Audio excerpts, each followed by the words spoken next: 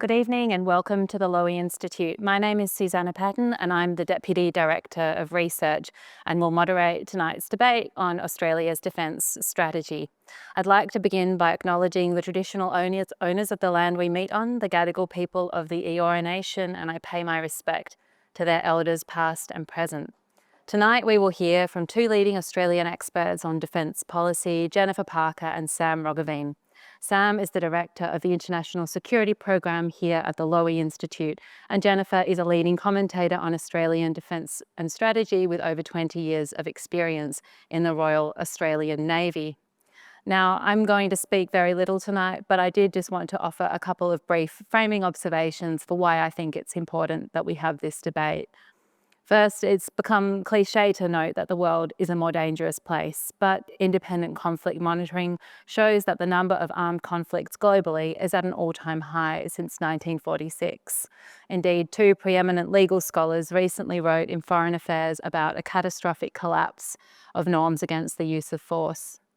Second, Australian defence planning documents from both the current and former governments concluded that planners could no longer assume a 10-year strategic warning time for a major conventional attack on Australia.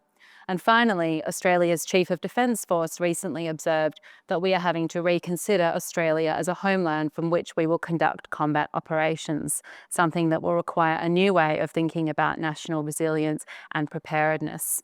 So the question is not whether Australia must be prepared to defend itself, but how.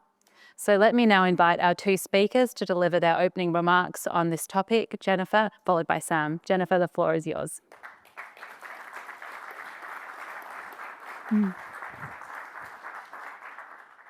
Well, thanks so much for the kind introduction, and thank you very much to Lowy, to Sam, to Susanna, and Rachel, for everybody who has pulled tonight together.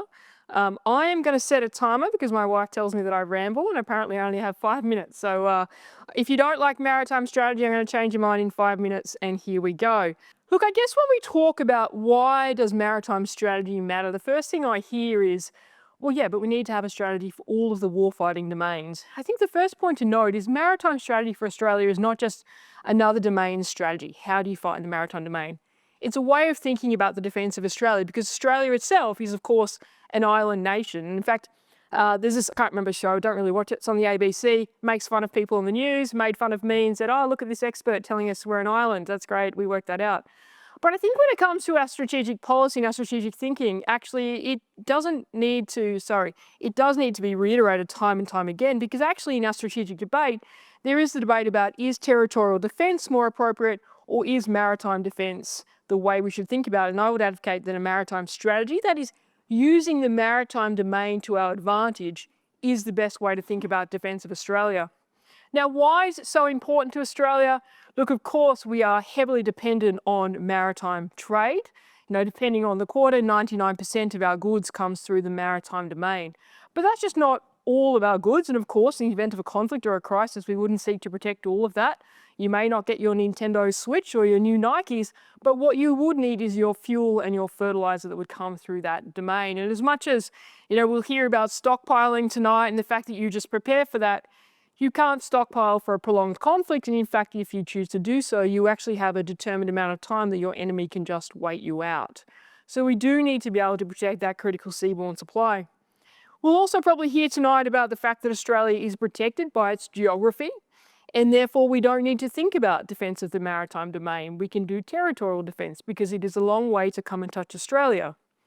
But as much as Australia is protected by its geography, it is also at risk because of its geography.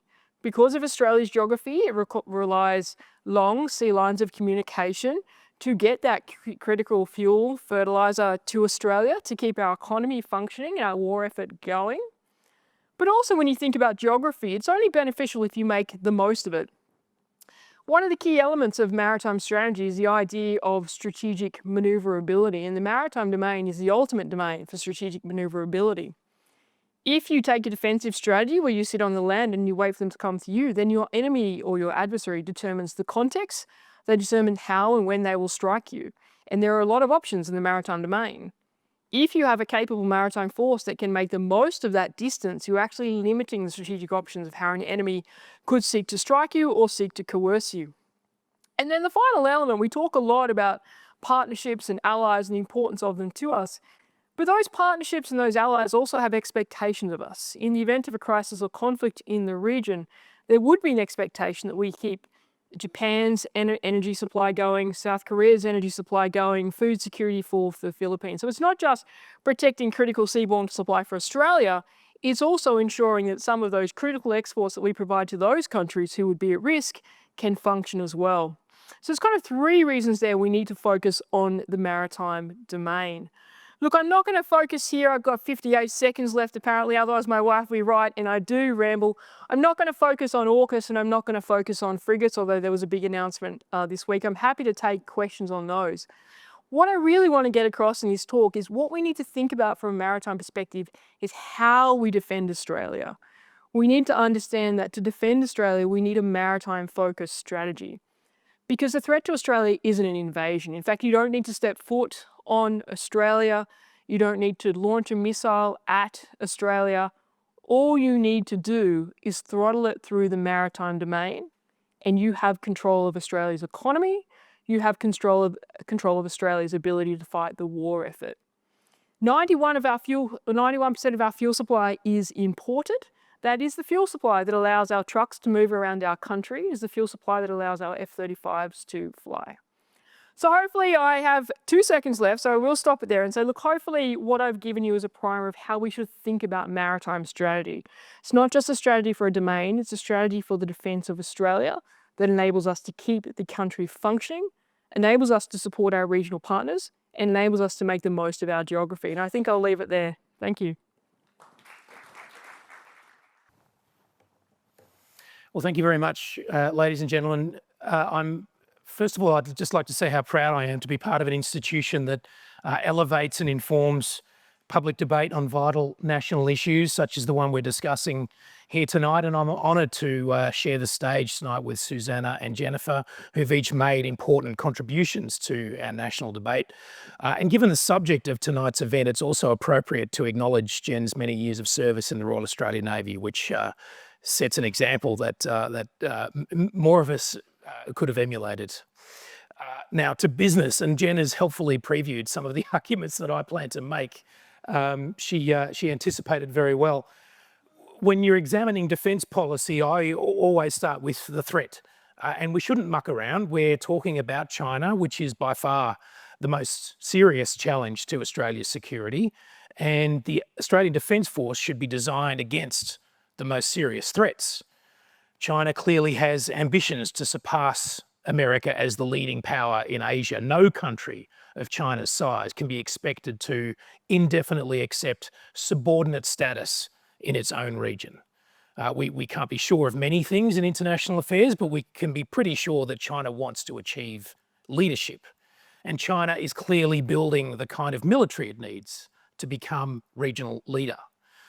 And unfortunately, there's more bad news. Not only is China rising, but the US and US military forces in Asia are not keeping up and show no sign of rising to the challenge.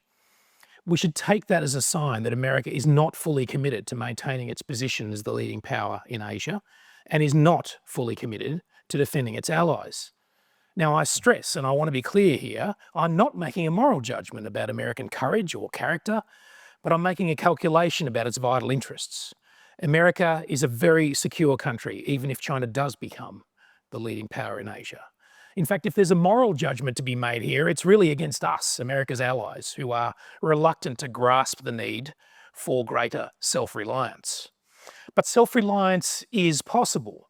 Australia has the advantage of distance, and we need to exploit that distance. In the book I wrote, The Echidna Strategy, I offer a simple example to illustrate the value of distance.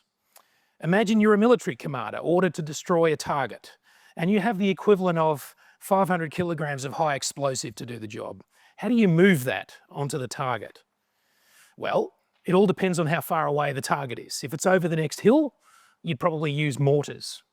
If it's 50 kilometres away, you'd need artillery.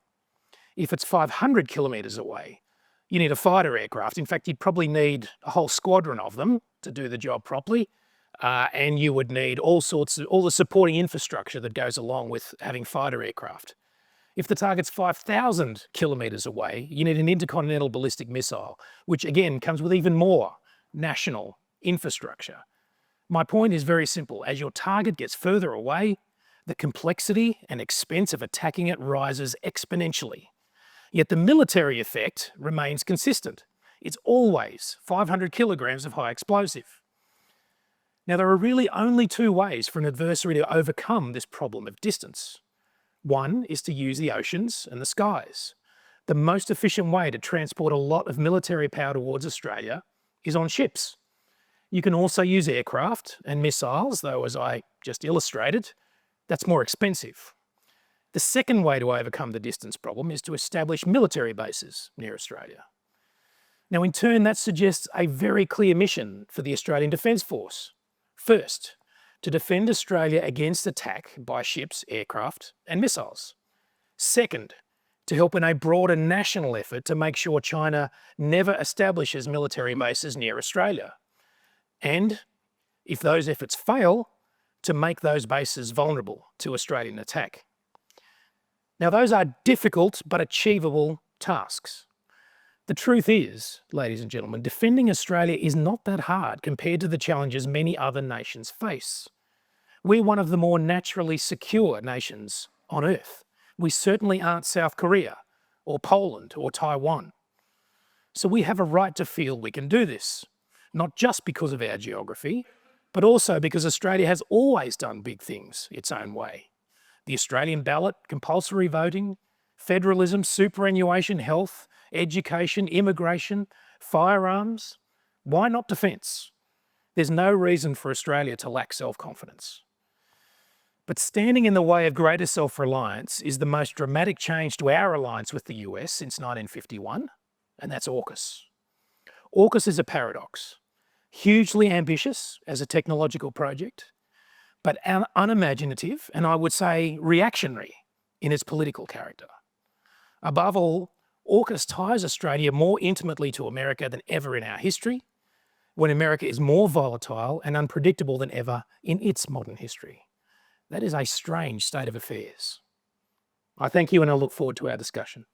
So let me start out by asking each of you, Sam and Jen, to respond to what the other said. It strikes me that you're both talking about the same thing, which is Australia's geography, our distance, our size. For Jen, you see that in part as a vulnerability in the sense that we could be easily cut off from our supplies and from those that we trade with, effectively choking us. For Sam, you see that as a strength. I think you said Australia's naturally secure. So I'd like to invite you both to respond to the other's perspective. Jen, I'll start with you. Yeah, sure. Look, and thank you so much. And, you know, I really enjoyed your talk, Sam. And I mean, I agree with a lot of you in terms of, you know, Australia should stand a lot more on its own 2 feet. I mean, we are a proud country and we are a country that underestimates ourselves a lot. I mean, to be honest, that comes with AUKUS. There's no reason AUKUS should not be achievable for us. The ability to build nuclear-powered submarines in Australia, which is actually a degree of self-reliance, is fundamentally achievable, yet we don't believe in ourselves. I guess my first comment, though, would be that strategy. When we talk about strategy in this country, we become obsessed very quickly with China. The first point about military strategy is you don't start with the threat. You start with what do you want to protect? What are your vital interests as a country that you need to protect? And then you modify how you protect them based on the threat you face. Our vital interests as a country, as Australia, we are like, and this is a gross analogy, but we are like a living organism with our organs outside of our body, right? It's gross. But what that means is that you do not need to invade Australia. The threat to Australia is not a threat of attack.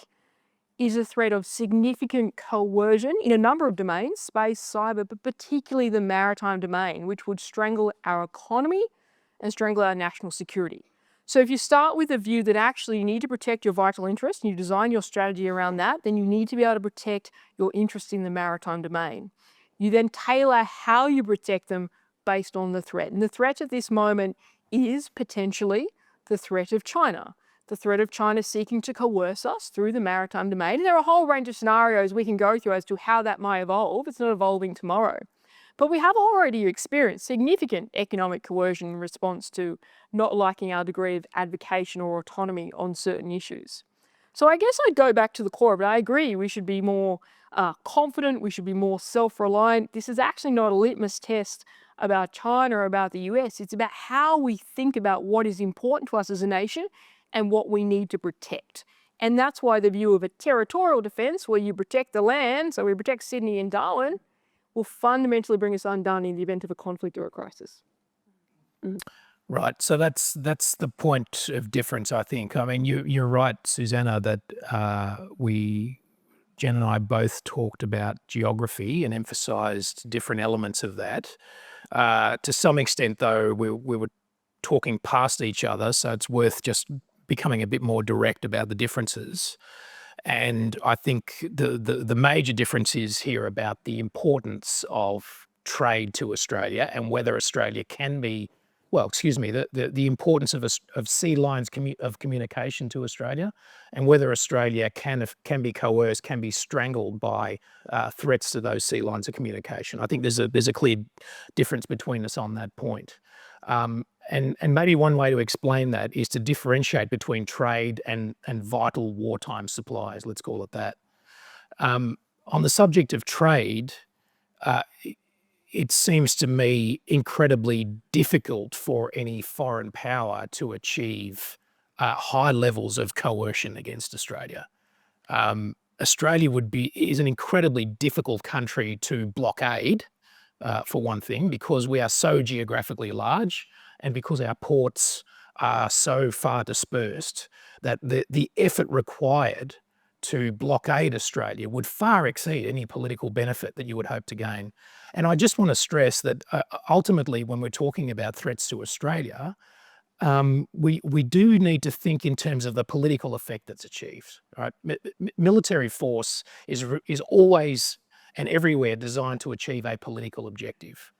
And so we need to tie our discussions always, and in your thinking about the way Jen and I present our arguments, you should always have in the back of your mind, well, what is the political objective that could actually be achieved through any hostile action against Australia?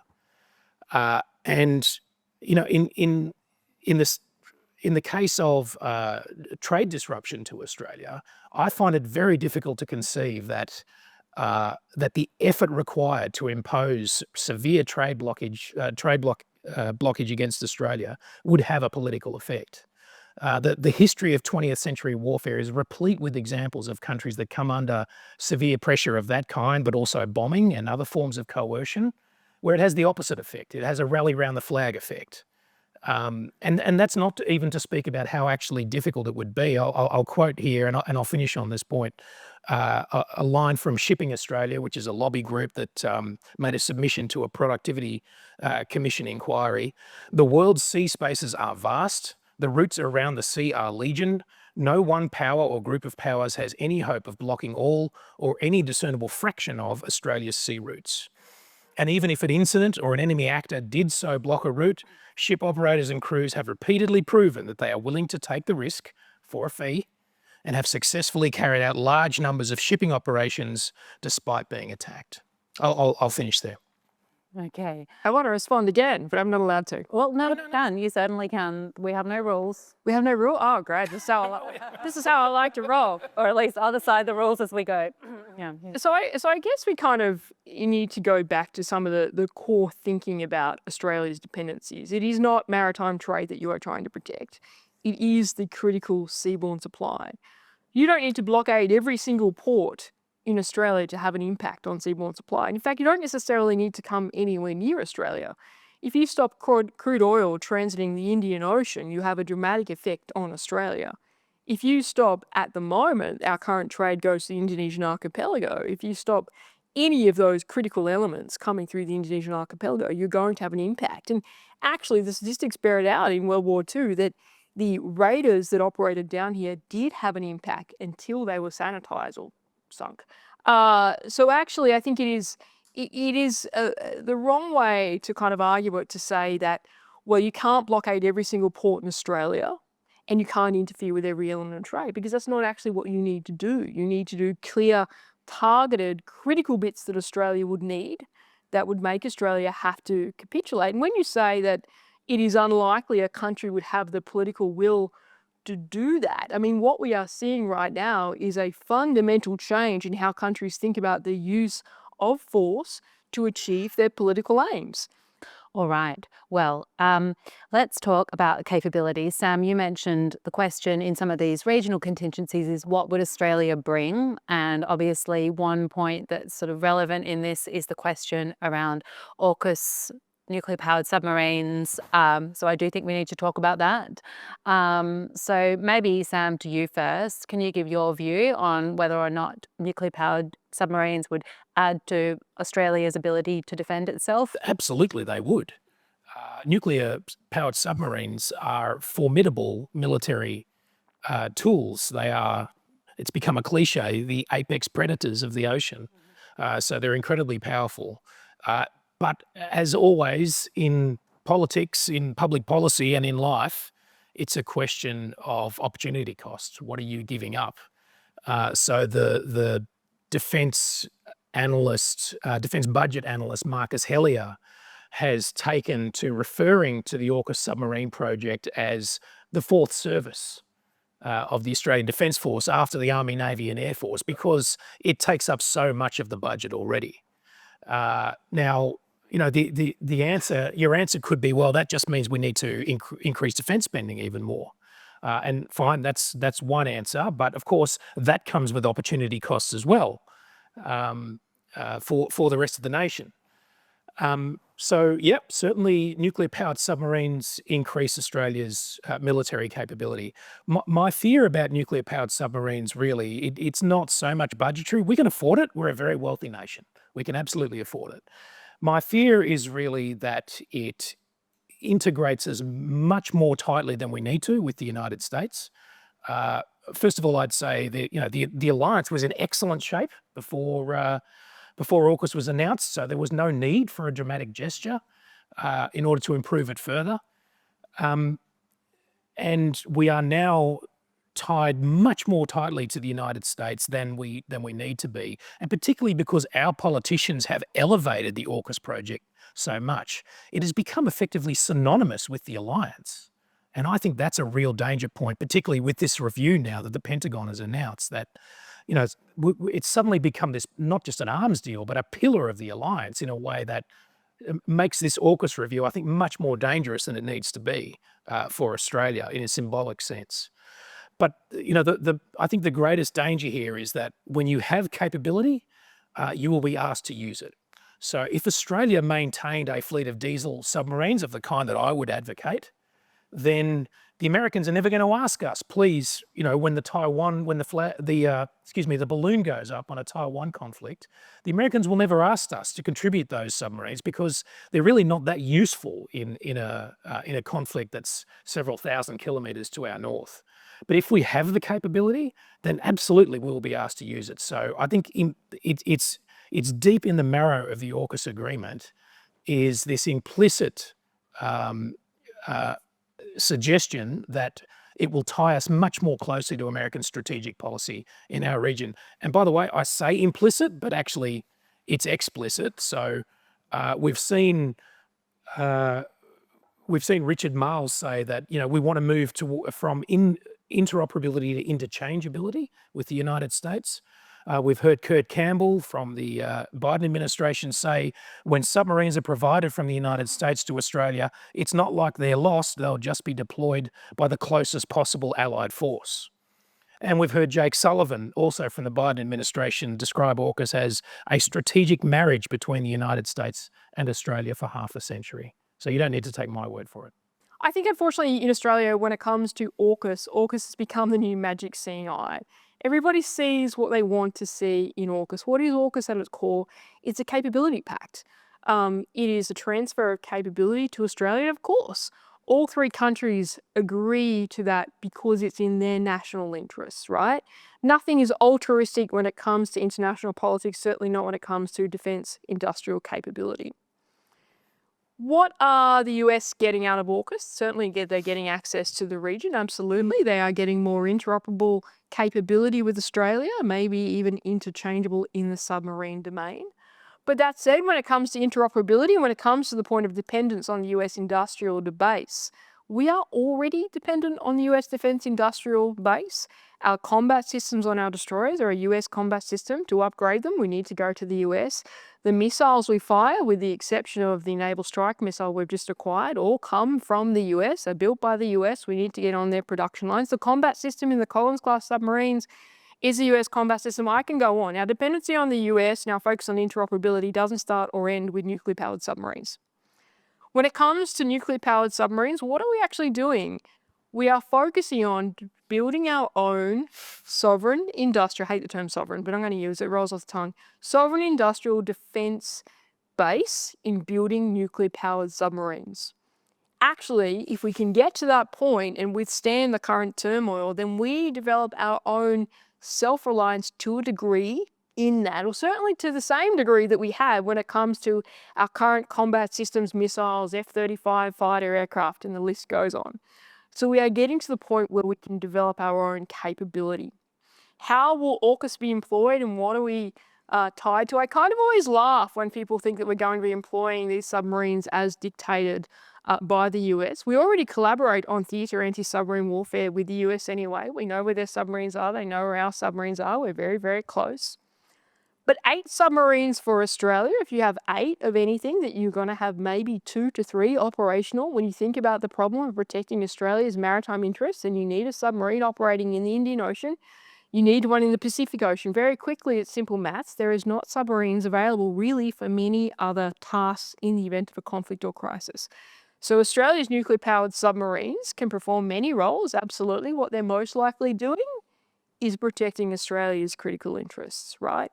And why would the US want us to do that? Because the US clearly intends on using Australia for power projection. That's what the force posturing issues are about. So the idea that we would have an AUKUS submarine sitting off China to lob a Tomahawk, which, by the way, submarines don't really love lobbing land strike missiles in a contested environment because they're easily located and sunk. And when you have 8 of them, that's a really bad thing. So I don't think we're really conceptualizing the way we've employed these submarines correctly. Now, when it comes to and my background, by the way, I was an anti-submarine warfare officer. So I didn't serve in submarines. I like showers, but I used to hunt them. When it comes to the cost of AUKUS, yes, of course, it is expensive. I do think that the cost has been intentionally misrepresented in the media. Now, could the cost blow out? Yeah, maybe. I mean, we have a history of that with some defence acquisitions, and I'm not going to put my hand on the heart and say the cost is as stated. And there is clearly some lack of clarity around some of the costs. But what do we know about AUKUS? Well, yes, $368 billion was the figure to 2055. Probably a mistake to release that figure. You can probably say, what is it not going to be? $368 billion. But what we do know is that over the next 10 years, the IIP says it's going to be between $53 and $63 billion. Now, to say that that is eating the defence budget, that's probably going to end up being about 7% of the defence budget if the budget doesn't increase in the next 10 years. 7% is a lot. Countries that operate nuclear-powered submarines generally spend about 6 to 8% of their defence budget on nuclear-powered submarines. Is it eating the defence budget? No. Do we have pressure on the defence budget? Yes. My previous job before I left defence was working on the IIP. It's a terrible Excel spreadsheet and it makes you want to cry. Is there enough money in it? No.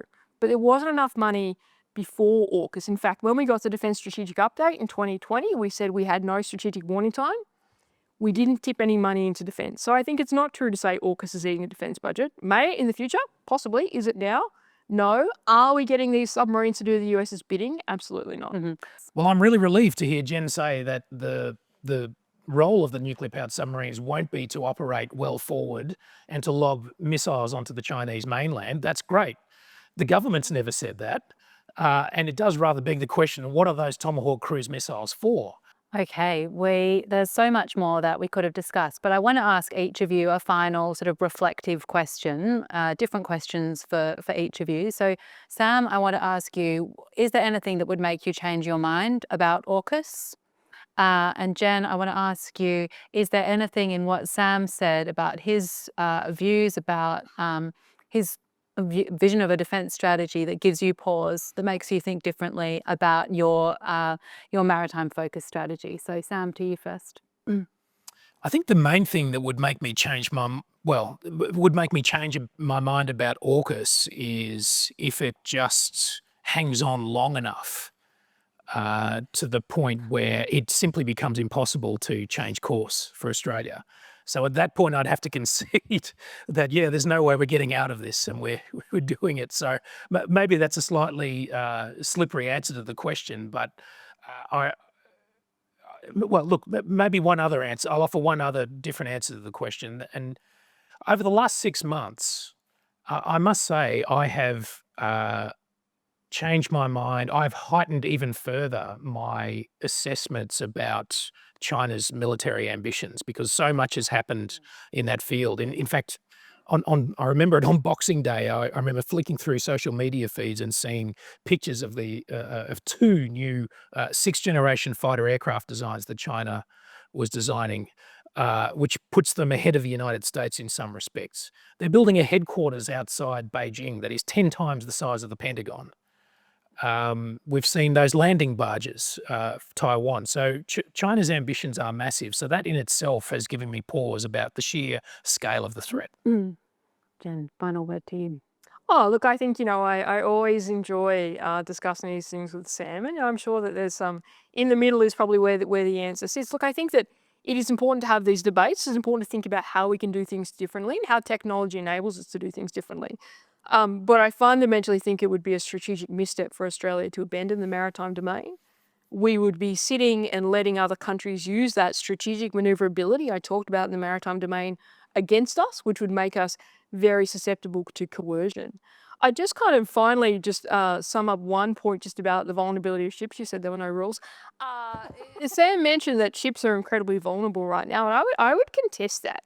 So there has been I'm not a theorist, right? Like I'm a ship driver from the desert that now talks about ships and not so much the desert. But when you think about this defensive ships, for years people have said ships can't defend themselves against cruise missiles, against ballistic missiles, against UAVs, USVs, UUVs, every other acronym you want to throw at it.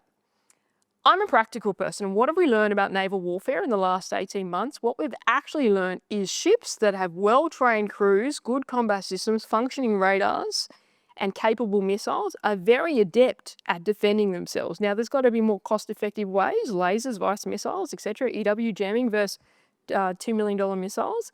But I'm going to tell you right now, the Houthis had a pretty capable missile. They were firing ballistic missiles. They didn't land a hit on any of the vessels going through. And in fact, when we talk about the Black Sea and the susceptibility of ships, I wrote a paper on this, so I won't go into it, but the lessons are actually very different. The lessons are ships that can defend themselves can actually defend themselves against USVs. So I would contest that ships are as vulnerable as stated. Anyway, I've gone over time. Sorry, you said no rules. No, we've done pretty well at sticking to time, given how much there has been to cover. So please join me in thanking our 2 speakers. Yeah.